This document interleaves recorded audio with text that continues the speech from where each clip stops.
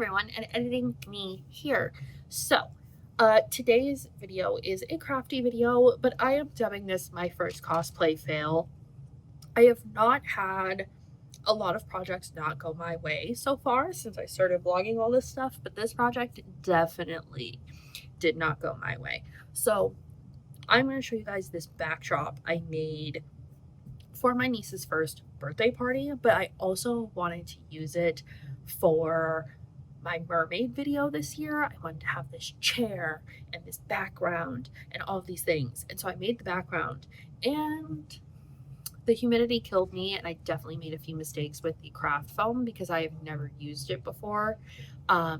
So after the party, the whole thing kind of fell apart and just ended up in the garbage. So that stinks. But it was fun to make, so I'm going to show you guys how I did it. Everything I used was from either Michael's or the Dollar Tree, and I'll go into everything I used here. So I hope you guys enjoyed, and at the end I will show you everything assembled because I did not get footage of it, but there's a picture and I point out everything I used and how I put it together. So enjoy. So for this mermaid backdrop I'm making, I have so many things. Pool noodles, paints, little accoutrement that we're going to cut up, do different things with, and I'll kind of voice over everything I'm doing so you guys can see it. But basically, this is all from the dollar store. A few things from Michael's that I just literally could not find at the Dollar Tree. So like these are going to become sea anemones with straws after I paint them. And somewhere in here there is a can of craft spray foam that we're going to use. So I'll explain it all as we do it. For the first piece that I'm making, I'm going to make this kind of anemone that I had in my head. So for this, I got a half foam globe from Michael's. These are kind of, at least in my store, these are back by the floral arrangements and like the wig head kind of areas, like the styrofoam heads. So it's all kind of back in there, kind of by the acrylic paint. So I took one of these and I took some leftover acrylic paint that I had from one of my paint by numbers, and just started kind of adding stuff. You can do whatever colors you like. I just knew I was kind of focused on green, blue, pink, purple, and yellow because that's what most of the pieces from the Dollar Tree I got were. So I just started painting this. I started with this very, very fluorescent green in the middle. And then you will see as we kind of go along, I painted the rest of it blue. And like I said, you can really do whatever colors you like that fit your theme. So here it is after I added this kind of periwinkle blue. It's kind of earthy looking, I guess, with the way the blue and green turned out. But now I am taking these boba straws that I got from Dollar Tree. You could use thinner ones than I used, but I wanted something that was really big and bright to take up space. And what you're going to do with these is just literally shove them down in there. You could poke like a little hole. I decided to just brute strength the situation, which is what I do 90% of the time when I'm crafting.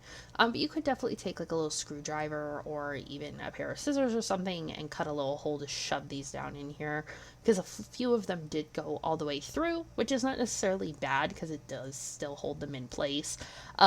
But it's just a little less destructive, I guess, and a little less room for air. But I liked the thicker straws with the bigger hole because I could put things kind of down in that anemone, which you will see when this is all put together, that I did add some things kind of down in there. So if you want to add any fish to the situation, if you want to, you could do little plastic ones, you could do clay, you could do foam, however you want to do it. I personally used pipe cleaners, but you guys will see that here in not too long. But yeah, so I just shoved this in here. Also, I have the patience of a goldfish. I did not wait for this to dry. I just started shoving these bad boys in here. So definitely let your paint dry because it was a lot easier to do once the paint was dry. But again, I was kind of on a time crunch and I didn't want to wait. I filled the little half globe. I decided I wanted to cut these down a little bit and make them not so uniform in length. So I just took some scissors and trimmed these straws, I would say hold on to those extra pieces because they do make really good filler, and you can kind of do some like tube coral or maybe even little smaller anemones if you wanted. But yeah, I just kind of started clipping them, and there's Athena wondering what I am doing. But yeah, I just kind of threw in a variety of colors. So that was really bright and bold, but you can leave them long if you like. I also just knew with the size of my poster board for the backdrop that I was definitely going to want some shorter little tentacles. For this next part, you are going to need some coffee filters. Again, Dollar Tree, super cheap. And some markers or some watercolors or paint, whatever you want to do. I use my acrylic markers. So you are going to fold the coffee filter just so that it makes a nice little triangle. So you usually fold it in half and then half again, and it's good. And then you are going to take your paint, your markers, or whatever, and just color the very ends. You can color the whole filter, but I wanted there to be a little bit of white in here because a lot of stuff in the ocean is kind of white. But as you can see there, I just colored the edges, and I did these in a variety of colors. I did a seafoam, I did a pink, I did a purple, I did a blue, and you are just going to do as many of these as you possibly can, and then tape them together to make filler for in between all of your anemones and such. And you can kind of see here, this was my pink anemone that I did. I did one that was pink and purple, and that kind of yellow and pink thing there is actually a pre-made gift bow that I found at Dollar Tree that I thought looked really under the sea-esque. And then I put the pipe cleaners down in there as well so that they kind of look like little snakes or little creatures kind of working their way through the anemone. So this is the background I painted for all of that anemone stuff that you guys saw me craft. So now we are going to take this crafty spray foam that I showed, and we're just going to apply it right to the boards and make some coral. I've never used this before, so we'll see how this goes. Hopefully fine, but it's going to come out white and I'm going to paint it.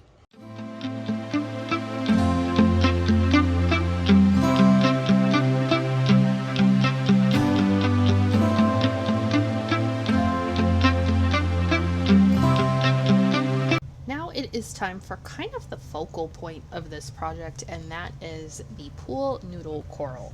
So I got a bunch of these pool noodles on like super discount, even by Dollar Tree standards, and started cutting them apart. I cut them nice and short so that they were no taller than the backdrop, and then my mom and I kind of just started making designs out of these. Here you see I'm just kind of cutting little strips, and I ended up fanning them out to kind of make them look like a little sea fan or a tree. But we did all kinds of things. My mom took a box cutter and used that to cut little holes in and slice different angles into stuff. You can really get creative here. You'll even see me spiralize one kind of, just by using some scissors, and you can use a box cutter for it as well, but I cannot be trusted with a box cutter, so I just stuck with ye old safety scissors. But here you can see like some of them are a little longer than others. I pulled some more down. Some eventually broke off, so that kind of left little gaps and stuff. It doesn't have to be uniform. It doesn't have to be perfect. Just make it look like coral. So we're doing various corals here with the pool noodles. And they don't have to be perfect. Like you can rip them and have little edges, or you can snip it off. It doesn't matter. So carved holes in this one, gonna stick little fish in it. Made little tree, I don't know. But then I'm making short little guys too. And then my mom kind of has like a bundle set up over here. So we have painting rules too. So this is just a lot of chopping. Mom's using a box cutter, which does prove to be easier than the scissors. Now it is time to paint all of that spray foam since it had dried. I was working through that heat wave we had last week doing this, so it may take a little bit longer for your paints to dry than mine did, but the humidity was working in my favor. Everything dried really quickly, but I just used this little sponge brush and kind of painted everything. I will say, moving forward, if I ever do something like this again, I will definitely do my spray foam on a piece of parchment paper and glue it to the poster board after the fact, because one, it made the painting a little more difficult, But as it dried, that spray foam actually pulled that paper that poster boards are covered with, like the layer of paper that they put on it to make it glossy. It actually pulled that away from the board, and that's why I can't reuse these, because it started to kind of fall apart. So definitely, words with wise, do it on parchment paper, pull it off, and then glue it onto your board. But really, this was a really easy step, and it really added to the board and gave us some like background and foreground. So yeah, just something to kind of know for if you want to do an undersea party. So here is how it looked all together. I just kind of wanted to describe to you guys the parts that you didn't see. So all of the seagrass, this kind of green stuff with the flowers on it, that is all a garland I got from Dollar Tree and cut up, and we kind of used as filler. And then all of these red and blue fluffy things you see around are one of those plastic leis that I cut up and just kind of taped and glued into place. Then you can see where we used the anemones. We laid out our coral, and then I colored all the spray foam in pink and orange and green and teal. And then I made sure to add spray foam to both the top poster board. That's where I did those long kind of squiggly lines, and then the bottom as well. I tried to make that look a little bit more like a starfish on one end, and just kind of some other rocks and coral and such. But we held a lot of this together with hot glue and painter's tape, and I think all in all, I had maybe $60 into this project. So it's not super hard, it's just time consuming. Next time I would ever do this, I would definitely get some plastic fish though to kind of finish it off. But I hope you guys enjoyed this, because you're never going to see this backdrop again. I was going to use it for my mermaid cosplay, but it's just not going to happen. So I hope you guys enjoyed this, and I'll see you in the next one. Bye.